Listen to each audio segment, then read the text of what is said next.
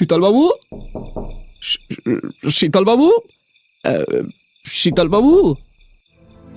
এও এক আশ্চর্যের কথা। ঠাকুর ঘরের লক্ষ্মীর হাঁড়ির ভিতর ছিল আকবরী মোহর, কিছু কিছু রূপোর বাসন কোষণ, গৃহদেবতা রঘুনাথের রূপোর সিংহাসন, সোনার ছাতা, চূড়া পৈতা আর খড়ম। চোর কিন্তু সেসব স্পর্শ করেনি। সে যেন খালি মূর্তিগুলো চুরি করবার জন্যই এখানে এসেছিল। তাহলে মূর্তিগুলো চুরি গিয়েছে। অভাবে স্বভাব নষ্ট করিবে না, সর্বদা দেবদেবীর মূর্তি স্মরণ করিবে। নিশ্চিত জানিও তোমার অভাব লইয়া মাথা ঘামাইতে হইবে না, চিন্তা দূর করিবে। লক্ষ্মী ছাড়া হইলে জীবনে লক্ষ্মীর ছাপি বিশেষ কাজে লাগে না। জগদীশ্বর কত রূপে দ্রষ্টব্য। আরে এ কি, বিষ্ণু ঠাকুরের ডান পায়ের উপর থেকে খানিকটা এনামেলের আবরণ তুলে ফেললে কে?